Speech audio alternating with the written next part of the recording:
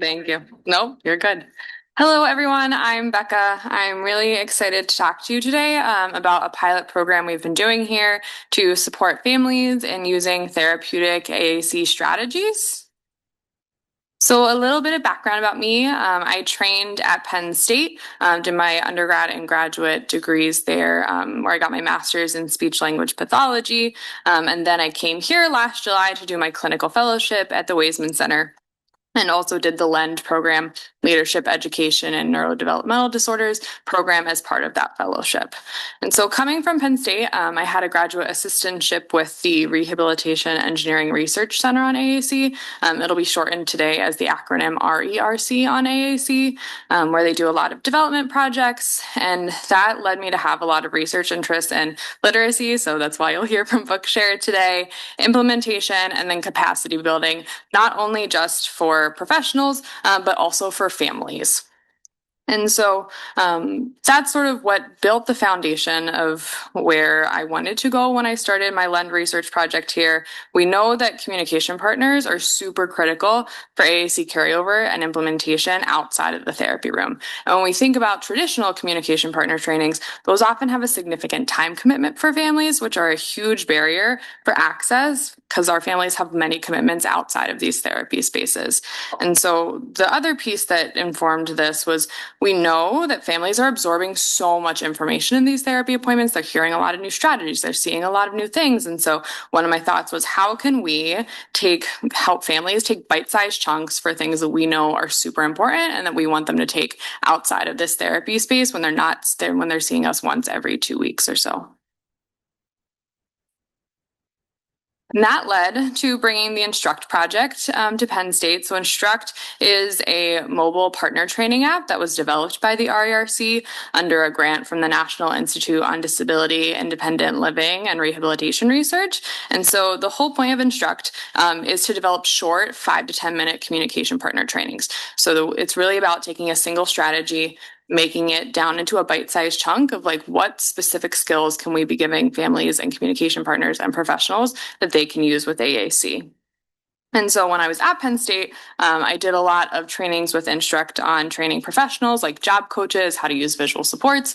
I had colleagues teach peers of individuals with complex communication needs how to communicate choices. But then when I came here, I was working so much with families in the clinic that it really made me want to extend the application of this project now to families. And so that's sort of what led to this question of how can we increase carryover of content from therapy sessions, but also, like Jen was saying, there is a wait list. And so how could we also think about developing a resource for families that are on our task wait list and then potentially beyond for community partners?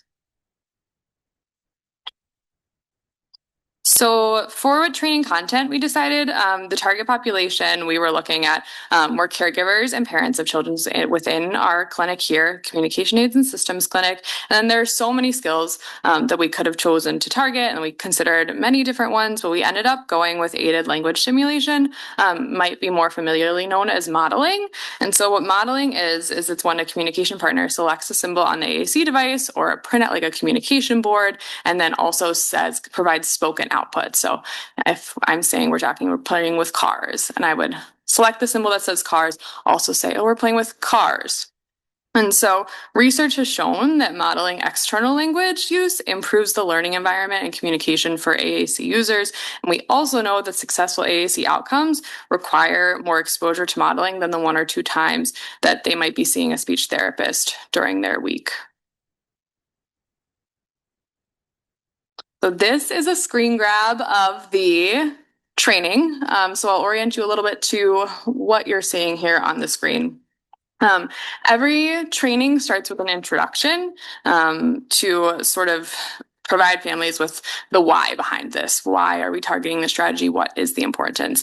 And then it's built on a checklist. We know sort of from educational learning theories that checklists help they facilitate the learning process. They provide structure and help with memory. So every training that's built in the Instruct app, they prompt you to break it down into a checklist. Continuing with that educational learning evidence, Nelson Cohen found like the magic number for working memory is 3 to 5 steps for recall. So we decided we looked at the different modeling frameworks that are out there, like read, ask, answer, decided we wanted to make it a little more broad from just like families might do reading with their child, but they do a lot of other activities. So we took a combination of that and then Kathy Drager's naturalistic interventions and put it into choose an activity, notice, and add. And so after the discussion of why it's important, then it moves into a preview of the checklist, and then each step is presented. So after each step is presented, there's a video model to demonstrate the steps. So they're hearing what the step is, but then they're also seeing an example of the step in action. Participants, you'll see in the bottom right corner, it says play. Participants go through it at their own speed, which is nice. It includes a bit more of an active learning model than if you just took like a straight screen recording of the steps. They're engaging with the screen as well. And then at the end, what's cut out of this screenshot here is after step 3, there's a review of like all steps together, and then they get a video model of all steps in action. So they've seen a little video model after each step is presented, but then also get a video model of it from start to finish so they can see how that's demonstrated. So talking about some preliminary results, this was a LEND research project, so we decided we wanted to try up with 10 families. So far, 3 families have completed the entire study. The study consisted of doing, so there was a pre-survey, then they would watch the training, and then at their next scheduled appointment, they would take a post-survey. So some things we wanted to point out, all 3 families reported that going into the training in their pre-survey, they were viewing modeling to be a very important skill prior to receiving the training. We were happy because this means that likely our therapist or another professional sometime along the lines have told them this was a communication skill that they should be knowledgeable about, and that is important, but then also shows that they had buy-in going into the training of like, yes, this is something that I definitely want to learn for my child. Training, all families thought the training afterwards was a reasonable amount of time. That was one of the whole main goals, is we wanted this to feel like a doable thing for families, that they thought this was reasonable, but also we wanted to make sure that at the same time they weren't thinking it was too short to learn anything from. So having it be there in a reasonable amount of time, we were happy to see that result. And then in the post survey, there was a short, like a free text section, and where you could say like one thing that you liked about the training and one thing you would recommend to improve. One participant said that what they liked, that it was very understandable, which when we were thinking about as we were developing the training, we really wanted to consider health literacy and making sure that we were using plain language. And so we were happy that someone commenting that it was very understandable felt like a good reflection of that, that we did have health literacy awareness when going into building this to make sure that everyone could understand the concept that we were talking about. And a couple more graphs here I'll talk to you about. So some families were taking this in CASC. Most times we're doing bi-week. So every 2 weeks we have a therapy session. So some families were taking the post-survey 2 weeks later, sometimes due to cancellations and other things that may occur. Some families were taking the survey a whole month after they had had the initial training. So we were happy to see that families remembered either some or most of what they got. And part of what we hope to do eventually as we're building this library and that families have access to these trainings after the research and then all families can have access to it is that way if you forget step 2 or if you just need a refresher on what that last step was, that they could go in there and then be able to remember all the things, but they're at least taking away some, which was really the hope, that they would be able to go and then be able to remember some of what they would need to be able to model. And then the second interesting finding, that we asked families if they learned how to provide a model on their child's communication device from the training. 2 families said they strongly agreed. 1 family said like a neutral. And so we're curious if that could be attributed to the training content itself, not teaching. We're also curious if when we present this research, we're seeing people at different time points within their plan of care with CASC. So sometimes families are just starting out sort of that feature matching process and selecting a device. Sometimes families recruited might already have their child's communication device. So there is the chance too that maybe this family had already been taught the modeling skill from their speech therapist. So this was more of a neutral, not learning something new. So this is early data. We're still working to recruit and complete the whole study with some more families. We're going to present a poster at the Assistive Technology Industry Association convention in January with some more of these findings. So thinking about some next steps for this project, we want to think about what other strategies that this can be targeted with. We chose modeling as sort of a starting place, but there are so many different things that we could be targeting. Communicating choices, showing people how to do partner-assisted scanning, showing people how to model on a light tech board. So there's a lot of different strategies that we hope to almost create a library of resources that can be used with like community providers. And then the other thing that I'm curious about is how can we build capacity in other members of the child or adults team? So we want families to feel empowered. We also want to feel we also want the professionals in their lives to also feel empowered to make trainings and to be able to do these things. And so part of it too is looking into the potential of going into like adult day center programs where we could train them on the use of AAC, or where we could go into preschools or other schools to also empower them to be able to model in other AAC strategies. A question that I've been asked before is the app available for download? And I'm happy to say that now it is. And since it was developed under the NIDLR grant, it is totally free. So that QR code there will take you to the app available for public download. They do a great job of leading you through the steps. So if you're a provider, you can go through the steps of like, this is something I'd really want other like paraprofessionals to know, or this is something that I would want this child's team member to know. And you can build apps. The other way that when I was at Penn State, they were starting to investigate was if this strategy, sort of this app could be used to make self-advocate training. So like, here are 5 things as an AAC user I would like my team to know about me, or here are 5 of my preferences that I really think it's important that you know about before working for me. So if you're a family, that could be another great use of this app, is both to train professionals, but then also training on what 5 things I'd really like for you to know about me. And if you're curious, like Jen said, these slides will all be available. The Penn State AAC Learning Center does have a public library online of ones that they've been developing, some different ones with literacy, communicating choices, making visual schedules.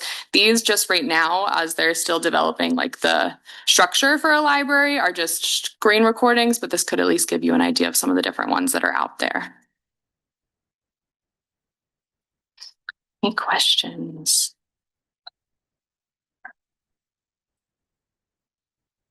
If you were a family wanting to move part of that research, how would that teach you?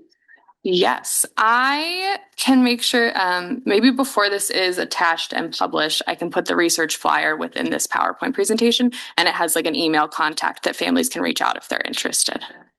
I'll make a note of that. And for people on Zoom, the question was that if families are interested in participating in the research, how they could go about doing so. And so I'm going to put within these slides before they're put on the Weisman Center website, I'll make sure that the study flyer is included there, which has an email contact.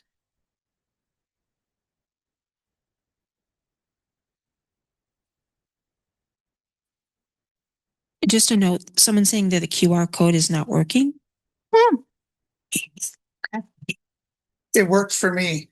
I tried it. For me. Okay.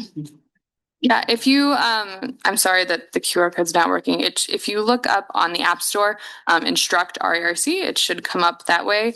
But if not, please feel free to reach out via email. I'm happy to send you the direct link.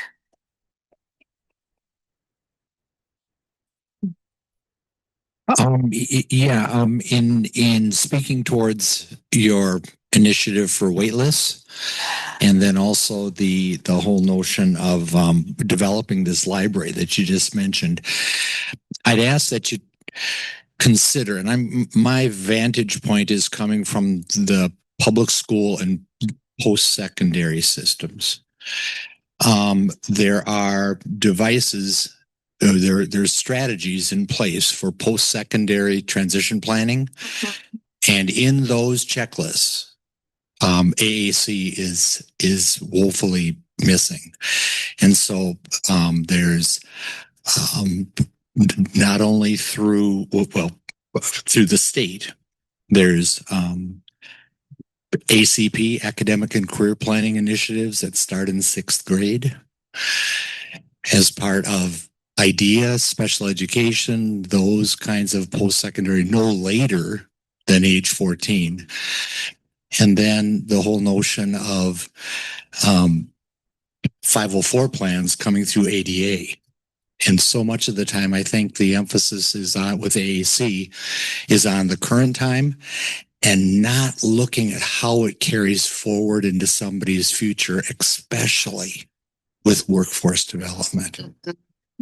So if that could be opened up, because I've looked and I haven't seen opportunities for discussion in those post-secondary futures planning discussions. That's huge. And it falls through the cracks. Do you want to give something to say? I was like trying, I don't know if you noticed, I was chomping, like, I don't know, can I come up there and answer this question? I would welcome way more conversation around this. And I just wanted to hop up here and share that one of the research projects that I'm not sharing today does focus on that whole transition period where we're interviewing families who are at that early adolescent stage, 14, and then the families that are on the other side, quote unquote, of that transition at 24-ish, if you will. And so that's very much a space that we are aware of and trying to figure out how to begin to tackle. So thank you for definitely bringing that awareness, and I would 100% welcome more conversation around that. Mm-hmm. And with the door of neurodiversity being swung wide open, there is an added focus on not only the high tech, but the medium tech and the low tech that are critical for success in post-secondary planning. And that also, I've looked for the language and I've looked for opportunities for discussion. But at least at the public school level, the LEA level, people are not equipped to have those discussions. And they're just assuming that people can get to Weissman Center and have an appointment where the spectrum has widened itself, and now we're talking about a good portion of our potential workforce. So, if the conversation can start, I think it would benefit many. I think it may have just started. You're talking to the right AAC nerds today, this morning, sir. And I think you'll find that we're not just talking about high tech today. And for sure, our AAC program vision is much broader than just the high tech solutions. Just as a person, one of my talks that I give is called "That Box Is Not Magic," because guess what? That box isn't going to do the things that we envision it will. So the door is open. Let's have these conversations for sure. Thank you for teeing us up for our next section, actually. Are there other questions? Online, perhaps, or I'm going to sit down. Perfect. Then we will segue into our next talk. That's going to be about ways to kickstart communication. And so I wanted to use this research by Jane Corsten to sort of set the stage as we transition to talking about readily available tools for communication. In our clinic, as well as many other clinics in Wisconsin and across the US, there are these wait lists to access services. And one of the questions we often get from families is like, what can they do while they wait? What are like tangible things that can be done? And so this is why I talked about modeling earlier. We'll talk about it the rest of the day. Jane Corsten did some research and looked at if AAC learners only see symbols modeled for them twice a week for 20 to 30 minutes, it will take them 84 years to have the same exposure to aided language as an 18-month-old has to spoken language. So this is sort of the underline, the emphasis for why we care so much about modeling. And so we're sort of breaking it into 4 sections today.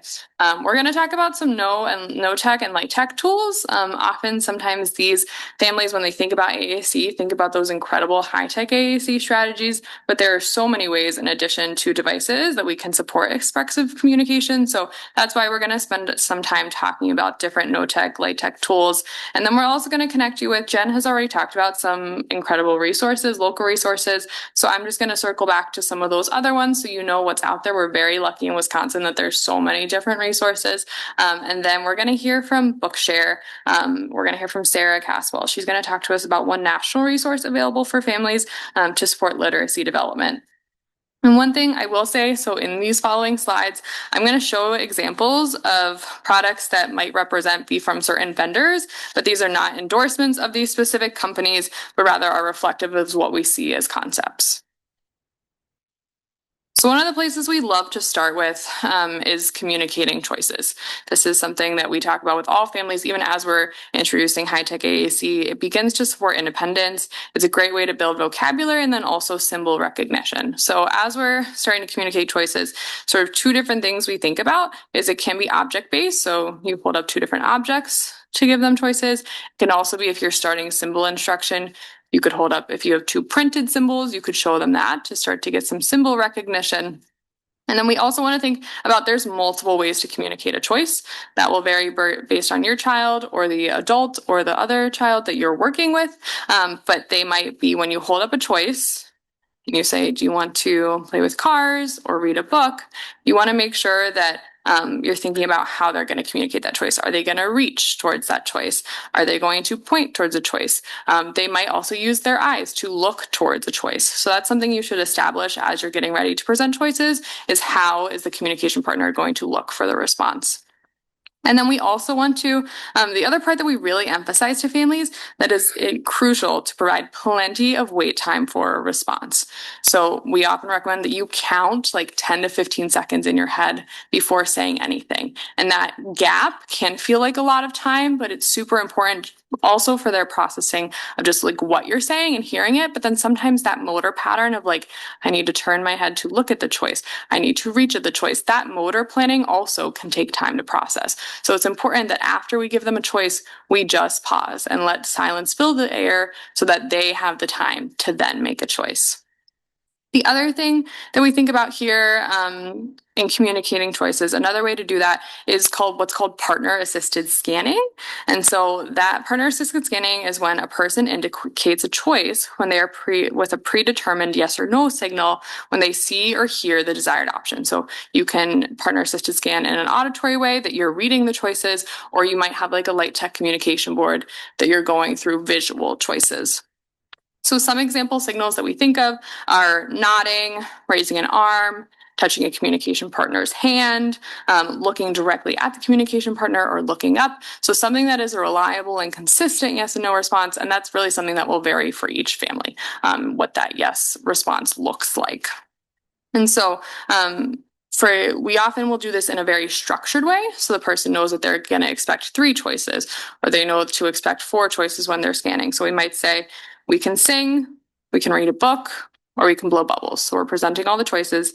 And then with their predetermined response, you could say, look at me if you want to sing. Look at me if you want to read a book. And if they give that yes response, then you would go in and do that activity. And same thing in partner assisted scanning. It's very important to give that like expectant delay and that wait time for them to be able to process what you're saying and then execute whatever motor function that has been determined. So that's another great way. Even when families get high-tech AAC, they will often still use partner-assisted scanning in times where maybe they don't have their AAC device, or if they're like outside and the sun is causing glare on their AAC device. Partner-assisted scanning is another like easy, efficient way to communicate. The other tool that we often will complete with families is what's called a personal communication dictionary. And so these really capture what we could consider as like body-based communication. So there's so many ways that we all communicate through gestures, vocalizations, different body-based movements. And we can recommend that as families, even once you introduce high-tech AAC, that you're still responding to those body-based communications. If there's a certain way that they say they want to get out of their chair, it's important that if they're still doing that, even once they get access to high-tech AAC, we want to honor and validate those responses. And so what this does is families often come in and they've been with their child since they were born. And so they know all of these responses so quickly. They know how they say they want to get out of their chair. They know how they're not interested in an activity, or they know the response for how they're hungry. But then when we go to like birth to 3 services, or we move off to like preschool, we have all these unfamiliar communication partners who don't know these body-based communications like the families do. And so this is one tool that starts to sort of capture what that looks like. So you'll see on the left column, there are many different ones online. This one is by Inclusion Outreach, but usually the left column is what the person's doing. So what is the observable thing that you're seeing, what it means, and then the last column is how you can respond. So this is something they always say it's important to acknowledge like who it's been written by and then the date, because you want to regularly update this with your team. But it's a great way for you can print it out, you can laminate, you can send it with their school team. And then often if there's like turnover with school staff and communication partners, you're not going through the same, you're not starting from point one every time. They have this resource readily made. So there is a link here, which will be posted in the PDFs. But if you like Google or look up personal communication dictionary templates, you can find many of them out there.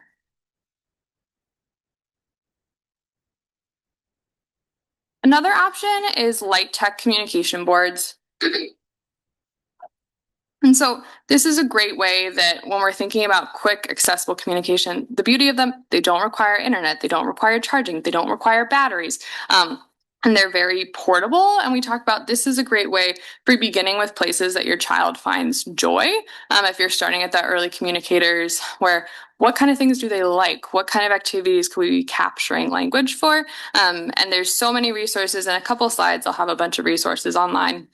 But many of the different AAC vendors and AAC community members have made like topic related boards, which have some really nice, like this one, as you can see, is about going to the sandbox. And we can give them symbol awareness and comprehension of what a symbol represents. So if we're saying we're going to go and then we point to the sandbox and then we go to the sandbox, they can start to get that concept of like, this is what these symbols mean and that they have meaning. So then if they use a light tech device, they have started to have that symbol exposure and awareness. And then also can support literacy as they start to see those words, and then it's tied to the picture and the auditory input.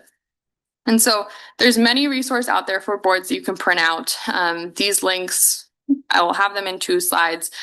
These are often child focused, but like we were saying with adults, is you can also make these through like PowerPoint or Board Maker. There's a lot of different ways that you could create your own light tech boards that you might create them for like a vocational experience, or you might create them for like if you know you're going into a conversation about transition planning and you want a bunch of vocab related to that. This would be nice. The other way I've seen light tech boards used is where high tech AAC cannot be used. So like sometimes families will laminate a board and put it near the bathtub because we can't get high-tech AAC devices near a bathtub. So you can put it in there and that way they can communicate. Or laminating a communication board over a boogie board and then it could go in the pool with them if they're like go swimming. So the great thing about these is they're very portable. You can take them any places and they often start at places that are motivating for your child to communicate, like here or here. This one is about cars. It's a smaller page set. So there's just another example of what it might look like, and you're talking about symbol combinations of the car going or the bus beeping, is another way to look at light tech boards. So this is what I was talking about. There are so many different options out there of pre-made symbol communication sets. So I always recommend people look if you have an idea of something that you're looking for. There's so many resources out there, but then you can make your own too as well through PowerPoint or BoardMaker or another online solution. But these will have SuperCore has a bunch of different, like if you look up activities, they'll have activities, but that's a great list. And then, so Kayla Christensen is one of our great SLPs in the Communication Aids and Systems Clinic. And she wanted to talk about that. We want to remember that before we would expect your child to use these symbols expressively, we want to provide many teaching opportunities and show the individual many ways that he or she could be able to use that word. So for example, if you're working on pairing a symbol for stop with your speech and signs, see how many different ways you can use this word in your day. Each time that you say stop, you can point to the word and the symbol for stop. You could also sign the word stop. So we want to have repeated exposures, multiple before we even expect them to be the ones using it. So that's a great thing to keep in mind. The other tip that she will often give to families that I think is helpful is costs for printing and laminating can definitely add up. Although these are free resources online, it is not free to then print them out. So we recommend reaching out to your teams, your school team, your CLTS team, if you're interested in these materials so that they could be printed for your child. Now I'm going to invite Maddie. She's going to come talk to us about some different high-tech strategies, some different apps that are out there to be able to trial, and then I'll talk to you about some implementation of these. Okay, so the first app that we have up here is Touch Chat Discover. So one of the main features with this one that's really great is even after your trial ends with the app, you still have access to those English and Spanish light tech boards that you can continue to use. Another app is TD Snap. So they have a motor planning page set, which can be really great for learning how to sequence the steps to different messages on the device, which can be really helpful for efficient communication. And they have a 60-day trial through MyToby Dynavox, which is a lot longer than some of the other trials that other apps offer. And then GoTalk Now Lite. So one of their main features is that you can create multimedia social stories, which can be a really great learning tool for a variety of things. And they don't have any set length on how long you can use that free app for. And then Go Visual. So similarly, they have those personalized video scenes. So instead of like pictures, it'll be mini movies that you can customize, and they can be really great learning tools for a variety of functions. And again, no set length on how long you can use the free version of that app. The one downfall with this one is that it is only available in English. And then for LAMP, they have that motor planning option like TD Snap, which again can be great for learning the pathway to different messages. And like Touch Chat, they have access to the light tech boards even after your trial with the app ends. So that's a really great resource. And then another option is Grid. So they have multiple symbol and text-based apps, and one of those is an accessible learning app. So that could be a good tool for families. And they have the most available languages with 20 plus compared to the other apps. And then our last one is Proloquo. And one of the great features with that one is that they have built-in app support, which is their Proloquo coach. So that can provide guided practice and support as you need to learn how to use the app. And now I'll pass it back to Becca to talk about implementation strategies for this. And I saw someone trying to take a photo of the screen on the first slide. So if you wanted to take a picture still, you can.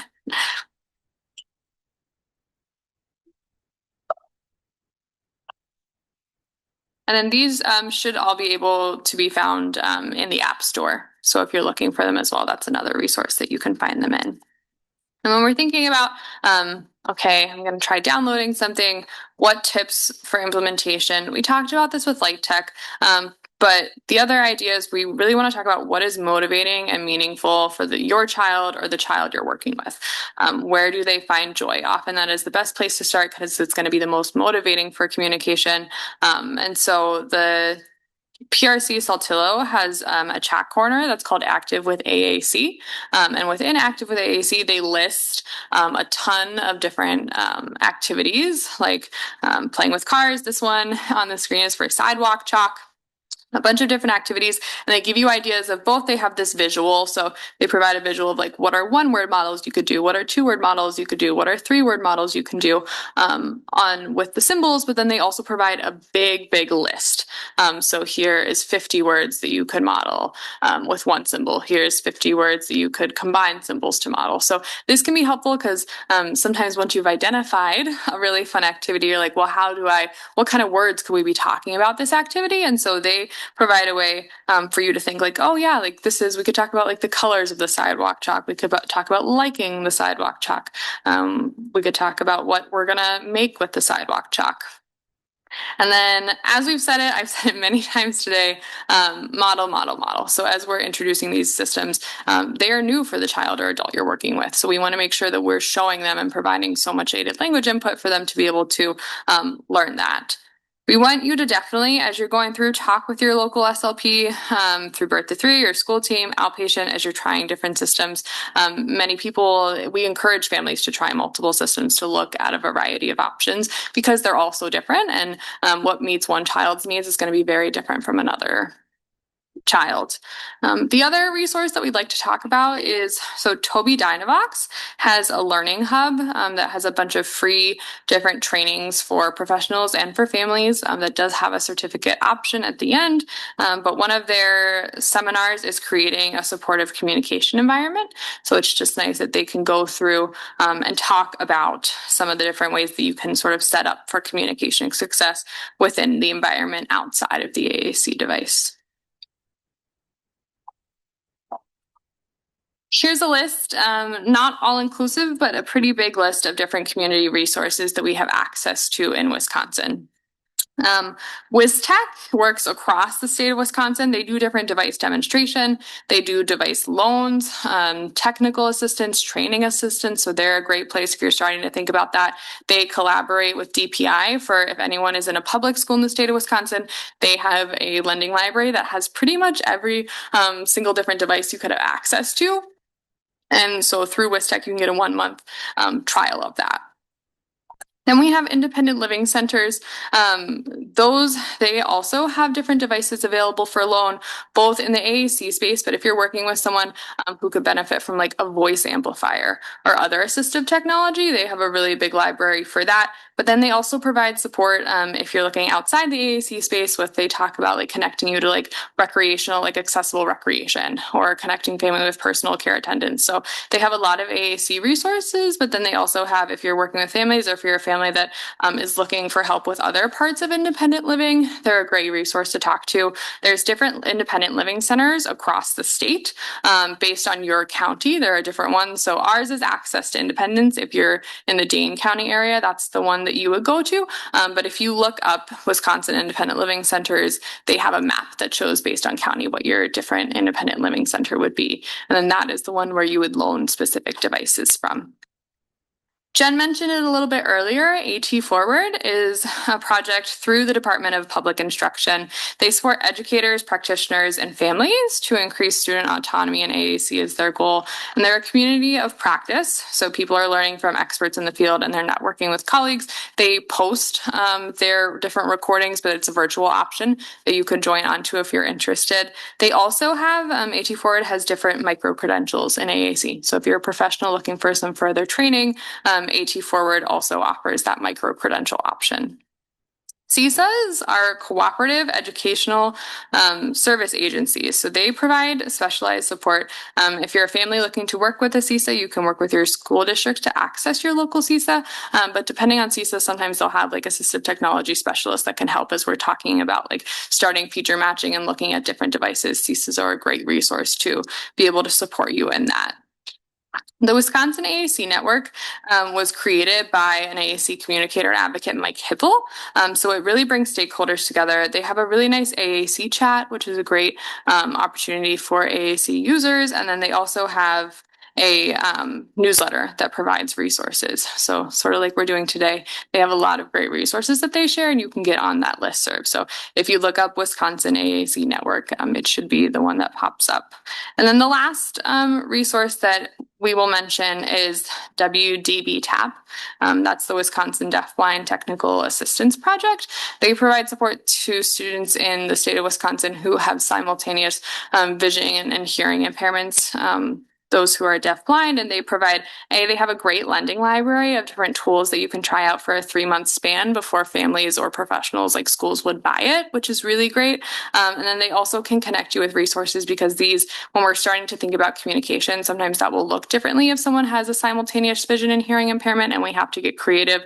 And these folks are really great at helping think outside of the box and have worked with other families. They're great at connecting you with other families who have children who are deafblind. So this is great. I recommend if you have children or if you're working with children who have simultaneous vision and hearing impairment, you can reach out to WDB TAP for where to start.